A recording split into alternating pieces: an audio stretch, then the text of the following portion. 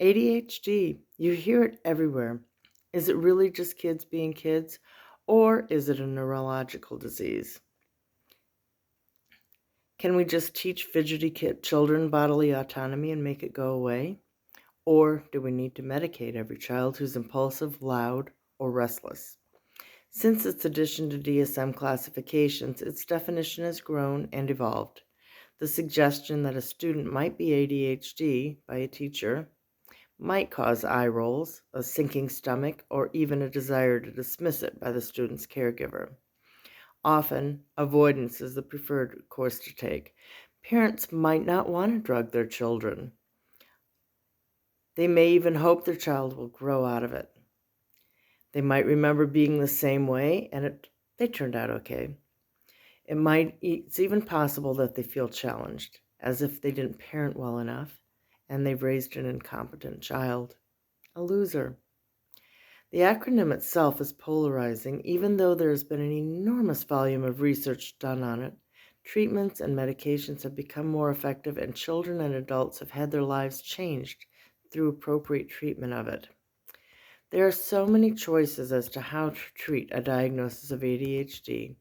In addition to well-researched medications, there are also classroom accommodations that have proven quite effective. The negative side of ADHD is that, left unchecked, statistically, teens behave in at-risk behaviors that can become criminal. Regardless as to how a parent feels about a teacher's suggestion or the ultimate diagnosis, it's important for them to be proactive in helping their child in any way possible.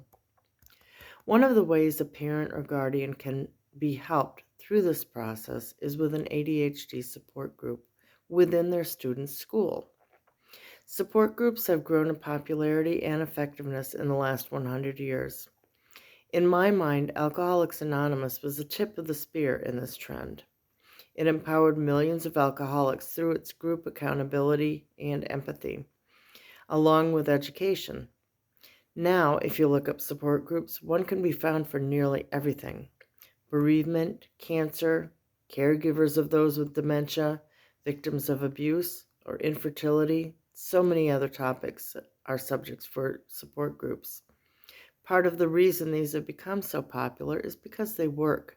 Study after study after study verifies their value.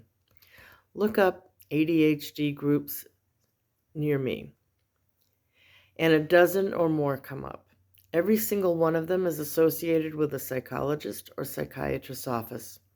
Unless you or your child is a patient in one of these offices, this is an impractical solution. Time is short for families. Meeting places need to be close to people's homes, in their neighborhoods even. Do you know what else is in their neighborhoods? Their children's school. It has loads of empty rooms once the kids leave, and it employs trained professionals who can facilitate these groups.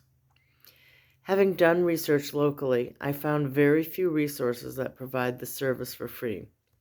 In fact, our school district just this week announced a new resource website with over 2,000 resources listed, ranging from food pantries to apartment complexes. In the health and mental health sections, there was not a single support group listed. None.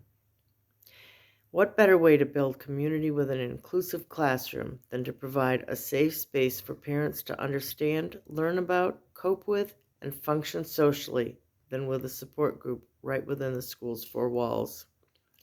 In support groups, participants learn to overcome fears, develop relationships, grow in their understanding, learn strategies, and debunk myths about ADHD.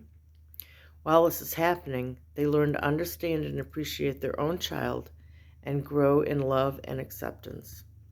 All over the world, research is being done on the effectiveness of support groups for parents of children with ADHD. I found articles from China, the Netherlands, Australia, and Sweden. In addition, the conclusion was that everyone could benefit from one of these groups as an additional piece to treatment and management of ADHD. The group in Sweden put it so well in their conclusion.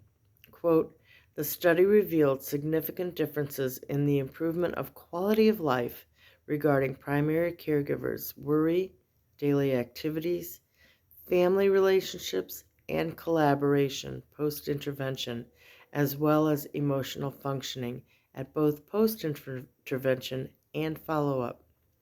Don't we as teachers want to give our students, parents, an improved quality of life and family relationships? We can help by bringing ADHD support groups into school communities.